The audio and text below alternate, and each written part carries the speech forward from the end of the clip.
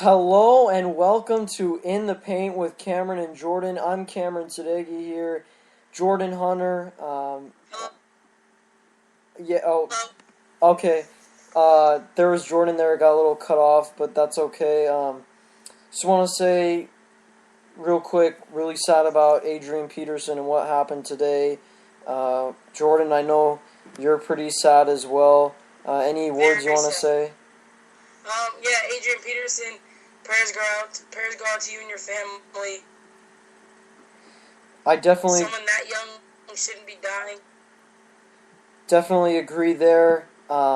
Just had to get that out of the way. And real quick, St. John Bosco, they're playing tonight at Saddleback. So please follow at SJB Broadcast for more information. Okay, let's get things going.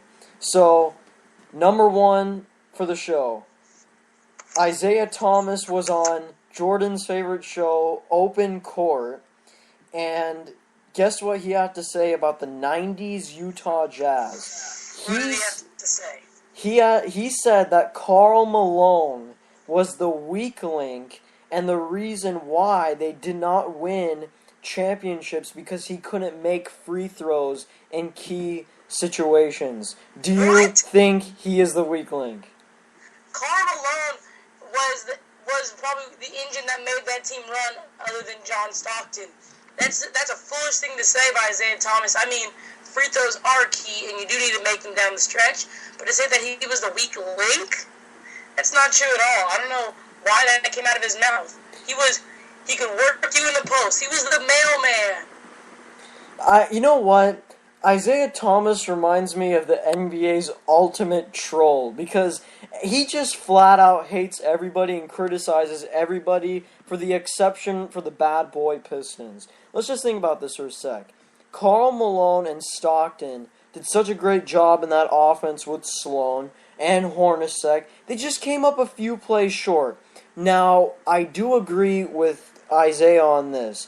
They should have won the 98 NBA Finals, but it wasn't Karl Malone's fault.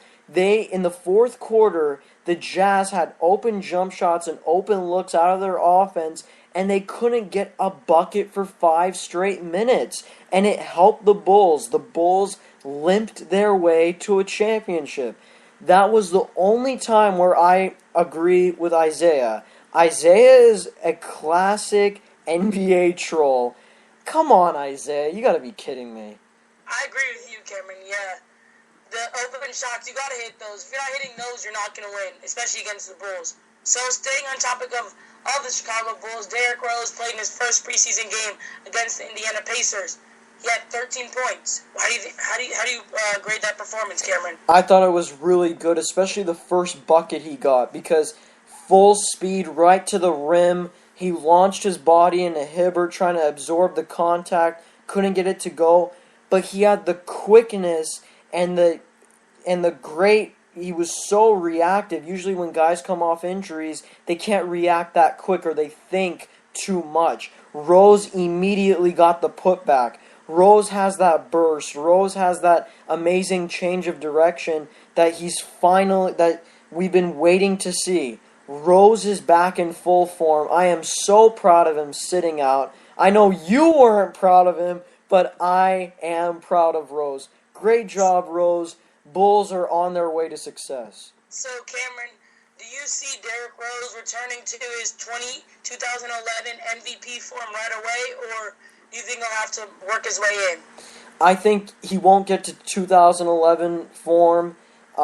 Because, again, it's been 2 long years since that, and there's tough competition in the East. You got Brooklyn. Even the lower teams, you got Washington's not even that bad. You got Toronto. You got so many great teams in the East now. I think it's going to be hard every night basis to try to put up those type of numbers. So I think it's going to take some time, but he's really back to form. Are you seeing the same thing?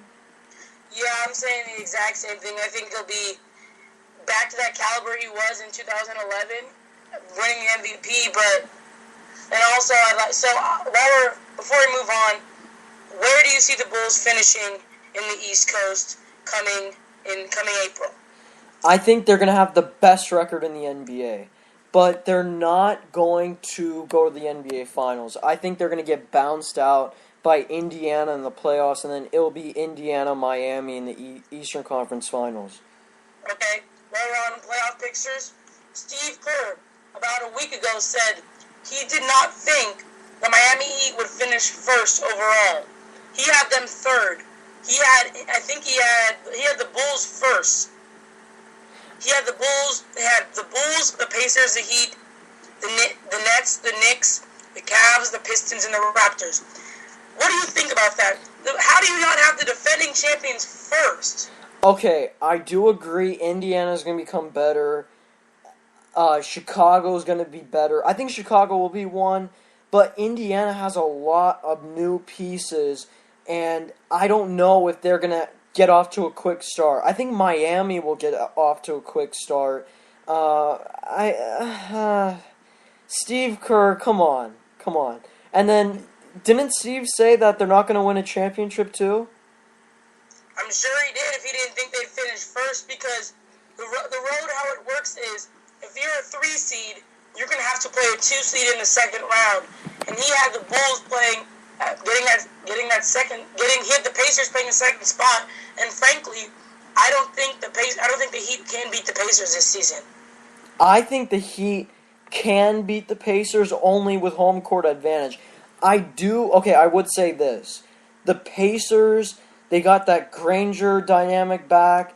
I think Scola is going to be the difference, because Scola is going to be able to replicate whatever West puts in beforehand. So when West takes a break, Scola can fill that in. Fundamentally sound, 15-foot jump shot, put on the deck, passer, defense, everything. Great leader. Scola is great. We all love Scola. The problem is, I just don't know if they can compete against Miami's perimeter in Miami for Game 7. If it's in Indiana, I think they can definitely pull it off. It's just so tight, I don't know. And speaking of playoffs, the NBA governing body came to a decision that they're going to try to go back to the 2-2-1-1-1 format for the finals. They just have to get approval from all the owners. Now, do you like that decision, or did you like the old format? I don't understand. I know, I actually know the real reason for it because of media purposes, and they wanted to do 2-3-2. I just think it's bad. I think they need to go back to the regular playoff format. It just throws off teams with traveling and everything. I just don't like that. Make it simple. Make it entertaining. 2-2-1-1-1. Agree with you there, Cameron. So moving on, Kobe Bryant. He was interviewed during the halftime of the Denver Nuggets game a couple days ago, and they were saying that he is highly doubtful to actually play on opening day. He's jogging. He's doing some conditioning. He's lost 5 pounds. Do you think he'll be able to get in condition right and get ready for the first game? I don't know. I think it's going to be a toss-up. What do you think? I mean, I just don't see him there. He said, I can't believe you guys care about timetables so much. So I don't see him getting there if he's just doing some light jogging. And the season is less than 3 weeks away. So. Yeah, and he's also going to be, I don't know. Yeah, I think, again, if he's only light jogging, that's nothing compared to an NBA game. NBA game is like a full-on 48-minute cardio battle. I mean, talk about going up and down the floor against the best athletes. Plus, he's been in the league for this long. It's going to be very hard. Again, Christmas, believe it. It will be Christmas when you see Kobe Bryant in a uniform. You didn't believe me a few weeks ago saying that Kobe will be back in Christmas. Do you think that now? I think he'll be back to form by Christmas. He'll be back way before. See, Nash said he'll be back between opening day and Thanksgiving. So giving about that month period. But on Christmas, listen to me now, Kobe will be dropping 35 Miami Heat. Oh my God, no way. There's no way. Okay. LeBron James will be guarding him in the fourth quarter, well, in the second half. You really think he can pull out 35? Only if he chucks up like 45 jumpers, then he's got a chance. But there's no way that the best defender, one of the top 5 best defenders in the entire world, and maybe ever to play this game, is going to let Kobe Bryant, is going You're to... stepping on restricted area, Cameron. You can't forget about some of the greats. What, you don't think that LeBron is one of the greatest defenders to ever play this game? No. What? You don't think he's up there with Oscar Robertson, Elgin Baylor? I mean, No. you can consider... I think he's one of the best defenders today, but of all time? Yeah, he is. He is one of the best defenders of all... I'm not saying like top 3. I'm saying like top 20, top 15... You gotta put him up there. Okay, I'll agree with you there. Okay, so let's move on. Pau Gasol saying he will not make a big pay cut to stay with the Lakers. What do you think of that? I mean, people are saying Pau won't and Kobe won't. Listen, guys, if you don't take a big pay cut, you won't get a good superstar. I mean, I don't know if Kobe's ego is gonna get in the way of. I don't know if Kobe's gonna say, I want big money, whether he's not a superstar or not, because he can't think like that. If he wants to win another championship, he's gonna have to take a significant pay cut for them to go out and sign a superstar. I agree with you. I think it's a big no. They've gotta find a way to create more money room because the Lakers are kind of in a bad position right now because of the luxury tax issues. I think that to me, the Lakers need to... The biggest problem with their development, and I kind of saw this coming, even like in the 07, 06, 08 days, they never build through the draft. Let's be honest, they never build through the draft. It almost seems like they don't care about the draft. Yes, so that's true. They need to do that starting this draft. Tank for Wiggins. I'm on that bandwagon. Are you? No. Hey, that may be something that your Celtics organization. Okay, yeah. But the Lakers aren't about that. Okay, so staying in that West Division, let me bring us up something impromptu. So I was reading, and they said that the Dallas Mavericks were looking very good in their preseason win against the Memphis Grizzlies. Monte Ellis was taking some of his shots that he knows how to make and not jacking up threes. So Dallas, I think, could be an intriguing team on the West. Don't count them out. They get Jose Calderon back, Monte Ellis, Sean Marion, Dirk Nowitzki, Samuel Dallenberg, getting Devin Harris off the bench. But yeah, I think, okay, I know you love the Mavericks right now, but you don't think they're going to break down some of their... Even Ellis has gone through some bad injuries. Dallenberg, we know his injury history. Oh my God. What do you think... injury-wise, like the injury bug that they're going to have to fight? That is true. I forgot about that. But people are saying who's underrated is Jose Calderon, who was... I love Jose Calderon. ...three-point shooter last season. He had 46.1%. So, you're right. Their injury is always a problem for a lot of teams. So, but if they can stay healthy for a while, Vince Carter can stay healthy off the bench, I don't know, maybe... They may be able to squeak in. I still love my Pelicans, though. They break guys' ankles, and I think it's a young man's league, and I feel like Dallas is prime. Like, if you were to tell me that this team, this makeup, 2 to 3 years ago, I would totally buy what you're saying. And maybe even a year ago, I would say playoff team. I just feel like they've reached Father Time.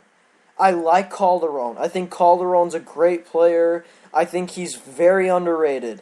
Carter, he's lost his athletic ability and his scoring ability and defense. Dirk is Dirk. He's great. The other guys, Dallenberg with the injuries, Monte Ellis shot selection, I just don't know how it's going to all end up. Do you really think that they're better than the Pelicans? I mean, Pelicans have their injuries. In Sacramento last year, I live in Sacramento. Reading the newspaper every day, Tyreek Evans, his ankle, his knee. Tyreek Evans isn't the healthiest player. Drew Holiday is healthy. He's a tough guy. He's the healthiest player. arguably your three best players, two of them are not healthy. So I don't know. In the Pelicans, I don't know if their chemistry is gonna work. I don't know if You feel like it'll just be ISO all day long? ISO. Them and the Brooklyn Nets gonna have to work on. Hey, the Brooklyn Nets have a guy named ISO Joe. This is not gonna work out well. Oh my god, that's so true. Okay, look. Shot distribution. That's all I gotta say. Yeah. For some of these teams and a lot of superstars, shot distribution is gonna be key, especially for Brooklyn. Five All-Stars. How you gonna distribute the shot selection? People are forgetting about Brook Lopez. I don't know if he's gonna get his shot. You know what I think? Get him up. Well, we'll talk about the net. Well, actually, you know what? Let's go to the Nets real quick. I really think, and I'm getting the sense out of this because I saw a real training camp a little bit on NBA TV with the Nets. I'm really sensing that they're going to go inside out and give it into Brook Lopez.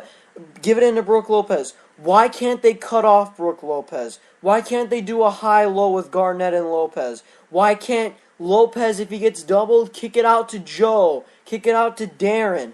Why won't they buy into that fact? Go into Lopez and cut off him. I think they should do that. Do you think so? Yeah, Brook Lopez is one of the best five centers in the league. You cannot not have him as one of your main focal points to the offense. Such a potent offense at that. This is an offense that has guys, some of the best scorers in the league. Maybe he used to be some of the best scorers. Joe Johnson, Darren Williamson light you up for 30 every night. Yeah. Paul Pierce, the truth. Paul Pierce. I don't know. Brooklyn, I liked Brooklyn. I like the way they assembled their team, but I don't know what they're going to do. Jason Kidd's got a lot of stuff to learn, and he's going to miss the first 3 games of the season because of a DWI charge. I know. It's crazy. And then, you know what? You know how you're talking about how Lawrence Frank is the main voice? Look, I know that in the NBA, like a head coach, like just head coaches in general, they're supposed to be like a manager kind of, like in baseball, just to foresee everything. I feel like there's a power struggle between Frank and Kidd. Do you think that will hurt mid-season? I mean, I think Kidd, as a rookie coach, is going to take any advice he can get from Frank. Think about it, he's got some veterans too. Darren Williams, Paul Pierce, the outspoken Kevin Garnett. Kevin Garnett's not afraid to say what comes to mind. So we don't got to worry about Kevin Garnett saying what comes straight to his head. What do you think about the bench? I think a power struggle will happen because I think as a rookie he's still learning as a rookie coach. So I think he'll take everything Lawrence Frank says and bring it in and help him be a better coach. What do you think about the bench for the Brooklyn Nets?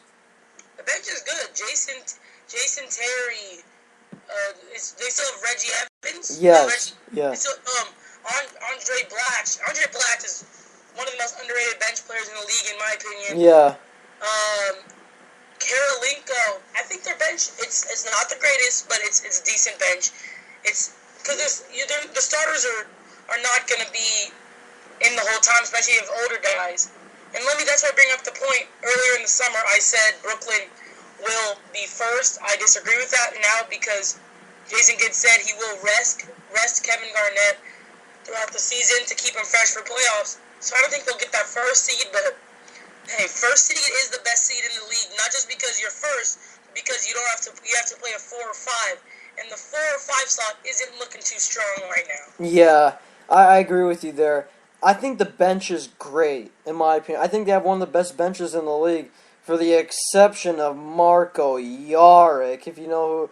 I couldn't believe it. I saw NBA TV, and then I looked at Marko Jaric, and I'm thinking to myself, is that Mario on the floor, or like Luigi? I don't know. When I saw Marko, I'm like, is Marko still in the league? Like, I couldn't believe I saw Marko on the team, but I agree. They even have Sean Livingston, which is, Yeah, he's a mediocre point guard. He really is. I think Teletovic is a great shooting forward. I think he can stretch the floor. I think the bench is good. I think Andre Kirilenko, though, is going to have a down year. In training, and just the way he moved, he's lost a few steps.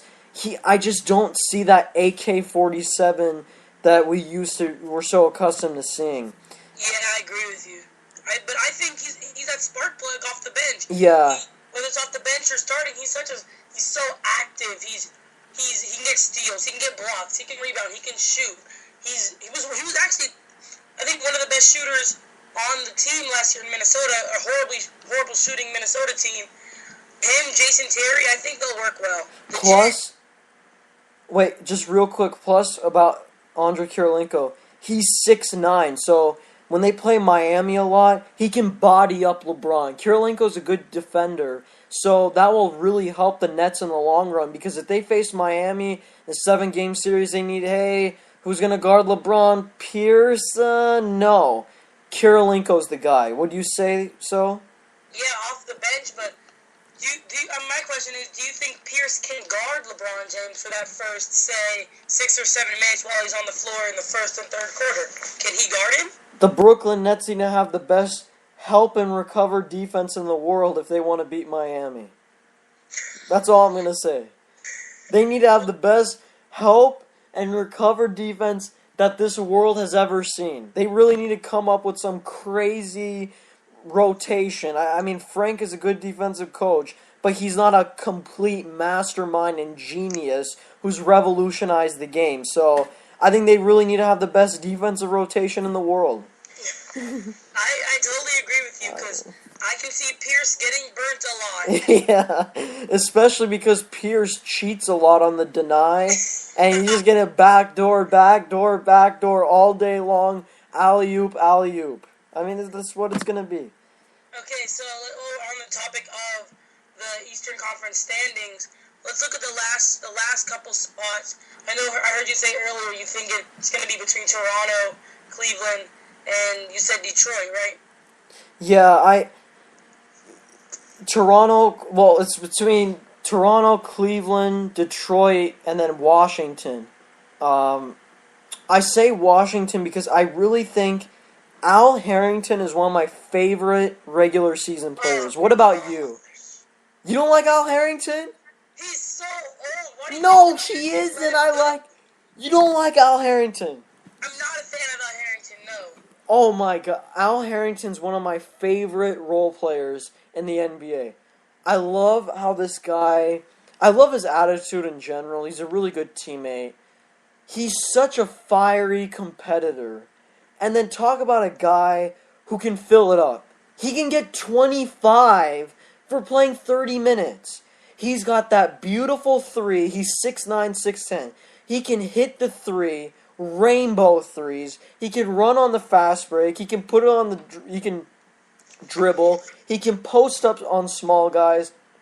This guy is a total, complete offense player. Defense, that's okay. He doesn't play any defense. That's okay. But offensively, this guy's a genius. I love me some Al Harrington. Al Harrington might get playing time with Emeka Okafor out indefinitely. Speaking of Emeka Okafor and the Washington Wizards, I read on Hangtime blog, the Washington Wizards starting five of John Wall, Bradley Beal, Martell Webster, Nene, and Emeka Okafor allowed 84 points per 100 possession. That's the best defense in the league with that starting five. Yeah. So they're not shy on the defense. They have a great defensive team. They're all active, but their offense was good too. But I don't know. The team, I think that. What about the playoff regulars like Atlanta? They've been in the playoffs the last. Atlanta won't make it. Okay. You know what? Let's do a comparison right now. Atlanta versus, because it's going to be big coming down the season. Atlanta versus Washington.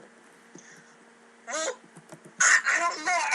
I don't think Emeka Okafor can stay healthy at that center position. I don't. He's getting older. I don't know if Nene too. Nene's got foot problems. Had foot problems all his career. So I don't know if they'll be able to stay healthy. Look, you got Al Horford. He's one of the most underrated players in the league. Okay, that's all great, but look. Okay, let me tell you the role players on Washington: Ariza, Maynard. Maynard's pretty good. He's a good backup. He's a good backup. Yes. Otto Porter, that's a big wild card because he had a terrible summer league. Oh God, that was a. That was just Brick City all day at Vegas. Glenn Rice Jr., Eh. three threes all day. Seraphin. Okay, Seraphin's pretty good. Chris Singleton. Yes, pretty good. Martell Webster. You think I really believe in Martell Webster. I love Martell Webster. Yeah, I do too. I saw him in some games. He's a good shooter. Yeah. Good defender. He's an all-around good player. I'm surprised he didn't get picked up last summer by anyone. Yeah, so okay, now let's look at Atlanta's roster. You've got wait, no, this is the 2011-2012 roster. I don't know what the Hawks need to update their website, everybody. This is really bad. So you got Horford, Teague, Millsap will be huge. I think if they want to have a lot of success, Millsap will be the difference. You got Lou Williams. I mentioned Teague. Kyle Court. Do you think Gustavo Ion's going to be the difference? I mean, okay. Elton Brand. Why would you get Elton Brand? Shelvin Mack, John Jenkins, DeMar Carroll, no. They have a bad bench. I agree with you. I think you're right now about. I think they're going to fall apart in many games. I don't think they have the composure with the rookie coach and Mike Budenholzer. Budenholzer's good. I like Budenholzer. He's coming. Any coach who comes from the San Antonio system is good, but I don't think their team will be able to stay in games at times. I think they'll get disengaged, and I think you're right. I think they'll just. I don't know. I don't see them as a top team anymore. What happens if, God forbid, if Horford goes down? Do you really think Elton Brand can fill that role? No, of course not. Yeah, and especially even off the bench. So, I mean, if they stay 100% healthy, I'll agree. But I don't agree with you. Detroit, Cleveland. What do you think that's going to be during the season? I'm saying 6 and 7. I think Cleveland. I think because the Knicks get that 5. I like Cleveland. I really do. Andrew Bynum. No one knows when he's coming back, but look who's ready. Anderson Varejao. I'm pretty sure he's ready. If he's ready, you can start him and Tristan Thompson. And if you do start Anthony Bennett, start him at the small forward position. And I think they have a set team. I think that team is a solid team. That's what I'm gonna say. Good bench, Jared Jack, yeah, Clark, Marco G. You know what? I think look. This is crazy to say. No, don't say it. What? What do you think I'm gonna say? I think you're gonna say they'll be a top 5 team, but. No. No, not that crazy, but this is kind of crazy. I think they will be the 6th seed. I really think they can upset somebody in the first round. Just think about this for a second. You got Kyrie, All-Star. Now, I'm saying if they're 100% healthy, they can upset somebody. I see. I think if they're 100% healthy, they can upset a Chicago. They can upset Chicago if Chicago's 3. Yes, I agree with you with that. Okay, because I think Earl Clark is like a gem, like he's a diamond in the rough. Their steal was Jared Jack. Jared Jack was their steal. Yeah, that was incredible. Now, big men, they're just set. Tristan Thompson, Zeller, Bynum, Bennett is like a hybrid type guy. He's a hybrid. Yeah. You got, to me, they're set. I think they're set. You see Detroit 7? I don't know how Detroit is set though. I don't think Josh Smith can play the 3 effectively. I really don't. I don't think he can play the small forward. He's a hybrid just like Anthony Bennett. He can't play the small forward at a high level like he can play the power forward. But hey, you got to get Andre Drummond some time, and you got to get Greg Monroe some time. Ball distribution, like I'm saying with the Pelicans and the Nets. How is Stuckey going to get a shot? Brandon Jennings is going to throw up some wild shots. Will Bynum is a gunner. 30-footers. Will Bynum is a gunner. Would you agree? He's a gunner. Brewer type gunners. Who gets the ball in the corner is going to shoot it every time with no restraint. Even I was so mad that George Karl let him shoot the ball that many times. It's ridiculous. Yeah, to me, it's between Detroit and wait. Okay, so we got 6. We agree with this. 6 is Cleveland. Yes. 7. Okay, we did agree on 8 with Wizards. So 7 is going to be between Detroit and Toronto. Would you agree? I actually might have to say that I think 7 would be Detroit with 8 being Toronto and the Wizards barely missing out. I don't know, but Toronto's a team that's huge question mark all over the board. Like, Valanciunas, is he going to play like he did in the Summer League? He was a monster in that Summer League. Rudy Gay, he's got to get better. DeMar DeRozan's got to play at a high level. For their team to work, everyone has got to play at a high level. To me, the East is so tough. I don't know if Toronto... Okay. The reason why I would say Toronto's going to go in and not Detroit is because Toronto has that team chemistry. You would agree with that. I mean... Yeah, somehow Rudy Gay came in right after the trade, and they clicked like that. I was so surprised that they were able to click so quickly. They've got Novak, too. He can... Steve Novak, DJ Augustine, the Bruiser, Tyler Hansbrough, he'll give you a black eye every once in a while. Kyle Lowry is a top 15, top 10, top 15 point guard. I'd say top 15. Yeah, I'd say top 15 too. If he can perform, he doesn't perform at a high level at times, though. That's the only thing. Well, but that's mostly due to injury. Yeah, that's true. true. You know which guy I really think Toronto will make it? I don't think Detroit will. Just thinking about it because of the chemistry part. Look, I didn't even know this until right now. Austin Day is on the Raptors. You know, Aaron Gray is pretty good. I mean, I don't really... Well, I mean, no, not really. You're right. Aaron Gray is... but big men-wise, they're not good. But they can win with their guards. They can make it through. I think Dwayne Casey is a great coach. I think the East is going to be very interesting in the second half.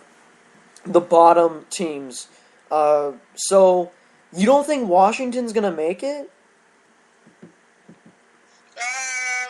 No, I don't know, but like you said with Dwayne Casey, I'm just going to go back right there. I think he's a perfect coach. A perfect defensive coach for an offensive team. To rain them down, like Mike Woodson is with the Knicks. If you have a team full of offensive-minded players like Carmelo Anthony, like Andre Bargnani, Amari Stoudemire, guys who play no defense whatsoever, you need a defensive coach to kind of rein them in. Let them do what they do on offense, but rein them down on defense. So I think Casey's a great coach for them. So with the Wizards, I don't know. They're a huge question mark too. Like John Wall, we know what him and Bradley Beal can do together. Okay, let's just assume all these teams we've talked about are healthy. 100% who makes the playoffs. Because injuries, like, if Rudy Gay goes down, it's over. If John Wall goes down, it's over. We saw that at the beginning of last season. Yeah. Yes. But, well, now they have Al Harrington, which helps a lot. But, oh, God. Okay, you want to make a bet? Al Harrington will... He's not a sixth-man type guy. He can fill it up. He can give you 20 to 25 on nights when you need it the most. I don't see him at 20 to 25. No, I can see him as a 12-point scorer if he even gets in. No. Seraphin, Trevor Booker, Chris Singleton, all ahead of him. Al Harrington has crazy nights sometimes. I don't know. Trust me, those Denver days, especially against the Lakers in that 7-game series, Game 7, boy, he was hitting 3 after 3, matching up whatever Kobe did on the other end. He would take it to the rack, and talking about and one, absorbing contact, he can do all of that. I think Toronto will barely miss the playoffs. I could see where you're coming from on that. Yeah, I could definitely see where Wait, you're no. coming from. I meant Detroit. What am I talking about? Detroit. Detroit? You don't think they'll make it? I'm so stuck right now. I am so stuck. Well, The East is a jumbled conference. you know what? The first 15 games, or first few games of the year, we'll talk about this again. Let's move on to Shaq. Yeah. Kings. No. Shaq. He called them the Sacramento Queens in the 2002 days. Now, he's acting like a king. Well, he always tries to act like a king anyways, regardless if he's in Sacramento or wherever the case he is. He thinks he's the best. Shaquille O'Neal, minority owner. He's going to help DeMarcus Cousins reportedly, like training sessions and all that. Will this help? What will help? Will the ownership help? Wouldn't make a difference. Everything. All Shaq is going to teach DeMarcus is the bow in the butt, like you say. Bow in the butt. But Oh, I think God. what DeMarcus needs to develop is maybe a jump shot, and that's the one thing Shaq didn't have. So, I mean, there's areas where it would help him. Definitely in the post, he needs a little more creativity. But the bow in the butt, hey, DeMarcus already gets a lot of technicals. Might as well get him for a real reason. Oh, my God, yeah. I think DeMarcus is really...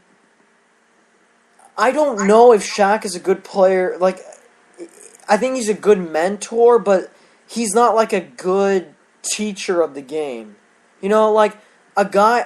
I don't think Shaq has a high IQ of the game of basketball. Yeah, Like, I don't think he does either.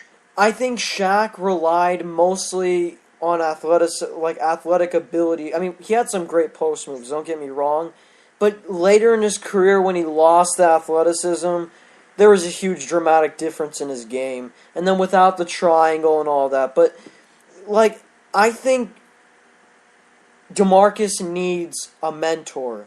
Like, I think Shaq would be an okay mentor. I think, like, a Dr. J would be good, a Charles Barkley, a Keem Olajuwon. Yeah, Charles Barkley's a good mentor.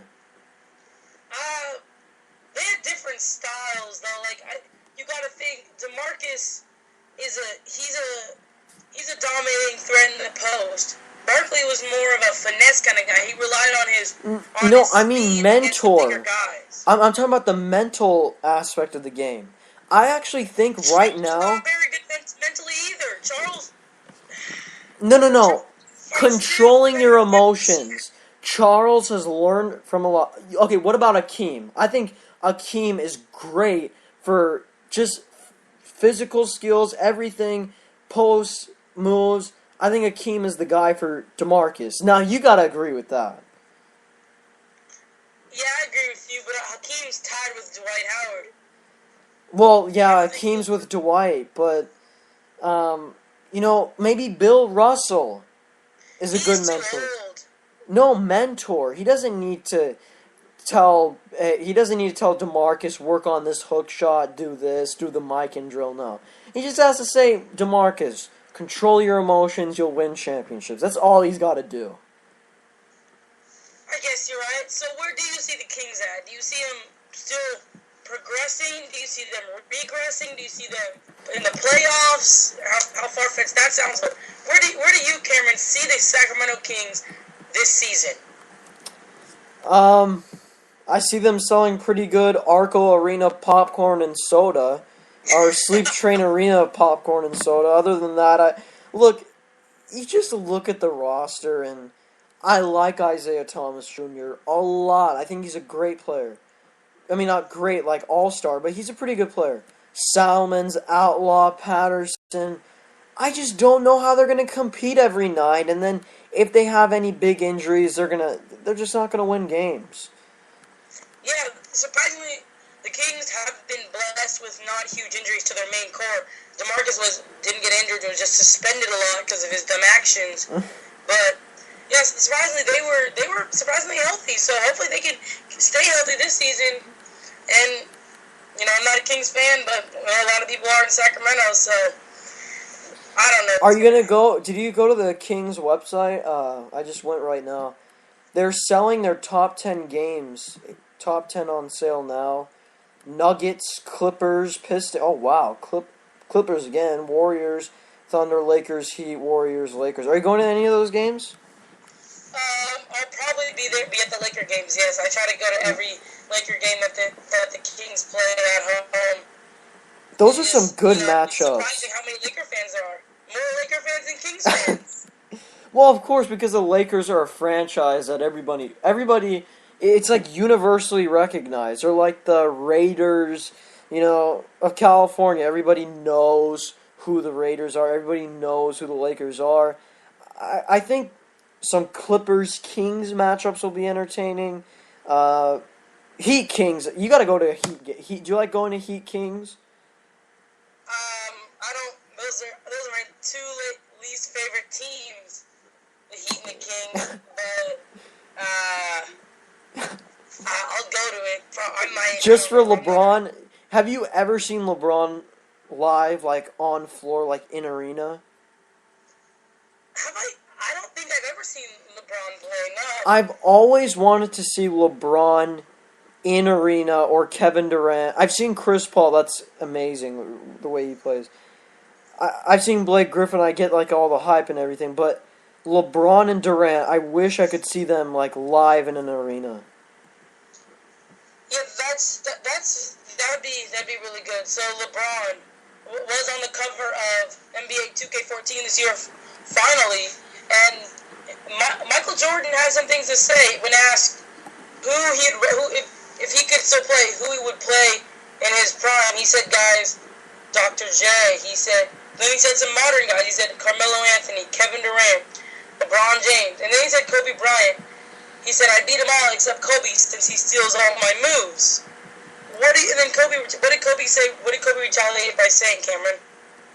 Kobe then comes back saying, I got the move, like, he stole my moves and all. Look, Kobe, first of all, when people go crazy over, like, former players' opinions? Yes, I hate that. I hate that, okay? It's not necessary. Michael is so biased. Let me tell you how biased Michael is. Michael and Kobe are deep down good friends. Okay, they really are. They've met with each other a lot. LeBron and Mike, no, they are not good friends at all. Carmelo and Mike, they don't even know each other. I mean, like Dr. J and Mike. Mike, why do you need to be mean to Dr. J? Come on. But people need to stop with this. To me, the thing that really ticked me off was when Kareem Abdul-Jabbar was on First Take, our favorite show, not really, but was on First Take and said that Dwight Howard is somewhat overrated and that Dwight Howard's not good enough. What do you think about that? I mean, I think Dwight Howard is the best center in the league. Yeah. But I liked how Dwight tried to keep his mouth shut when Shaq was bashing him. Yeah. You're not true this, you're not true that. I like how some most people like Shaq, and retaliate, but I liked how he kept his mouth shut and was trying to be the bigger person for once. For once? What are you talking about? Dwight's always been the bigger person. Dwight is highly immature. Dwight doesn't know how to handle a situation right. As we saw in the Dwight Mayor a couple years ago. Oh my god. No, look, I think Dwight gets too much of the blame. He really does. In Orlando, he did everything he possibly could. He didn't. What are you talking about? He took him to the NBA Finals. Courtney Lee missed that alley-oop that would have tied the series up and changed the series. He fought for Orlando. Put it on the line every night. Double-doubles all over the place. Triple-doubles, 20 and 10. What do you want from this guy? He was good, but I don't like the way he carried it out. He could have opted out and become a free agent, but no. He wanted to opt in, and then what happened? All this drama. Well, it's his... Okay, first of all, some of it is Stan Van Gundy's fault. Because Stan blew it apart. You would agree with that. Stan did blow it up apart. Stan made it a big issue. Remember when Dwight was when the interview one of the press conferences before the games, and reporter asked, "Hey Stan, we've heard from management that they might fire you." And then Dwight comes in, or like, it was such a big deal, remember? Yes, I do. I remember that. Okay, so Stan, instead of just saying, "Hey, let's not talk about this anymore. Let's get this over with," he just kept pushing it forward and kept saying, "No, let's keep talking about this. Let's keep talking about this." Stan messed this up. I mean, he did help with all the drama, but at the end of the day, it's Dwight's decision. And What do you think about? And then for him to say when he made the decision to go to Houston, he just came out with a statement saying he already know he was gonna choose Houston before he even met with the Lakers. I'm proud of him for that. I wouldn't want to be with the Lakers. No, but he said because on the day he chose Houston, he said no. When USA Today released an early report that he had chosen Houston, he said no, I haven't made my decision yet. So for him to say that and to say I already knew I was going to Houston the whole time, you need to put us Laker fans like get us all excited you might come back when you knew you're going to go to Houston. Just say you're going to Houston. Don't say one thing and mean another, Dwight. It's a business. I want to see. I can't wait. No offense to Laker fans. Look, I think you have been like pretty respectful to Dwight. Okay, let's be honest. But some Laker fans, especially here in the area where I live in near La La Land Staples Center, they are ridiculous and completely disrespectful to Dwight Howard. I can't wait when he comes to Staples Center and just rips it apart with 35 and 15. 35 and 15 with James Harden. Not if Chris Kamen's D'ing him up. Oh my God! If Chris Kamen's gonna have a down year this year. When was the last time he had a good year? Clippers 06 All-Star year. That was 7 years ago. Exactly. I think him and Powell work well together. I really do. Well, what about the bench? I mean, that's always the thing with the Lakers, the bench. I mean, Steve Blake, Xavier Henry, Wesley Johnson. Xavier Henry may not make the team. He hasn't made the team yet. That's true. These guys haven't made the team yet. You're right. Jordan Hill. I don't know if you like Robert Sacre or not. No, that's the one guy. I do not like Robert Sacre. I think he's kind of overrated in my opinion. He's not even that good to be rated at all. I really don't think he's that good at all. Like, gosh. Okay, let's end things here. Just real quick, St. John Bosco playing. Go follow at SJB Broadcast.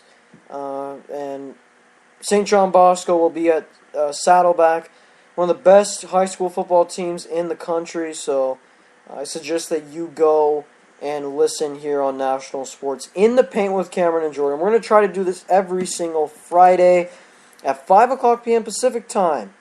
In the Paint with Cameron and Jordan. Any last words? Go Patriots. Good luck against the New Orleans Saints this week. It's going to be a tough one. Pretty tough one. We'll see you next Friday, same time. Bye, everyone.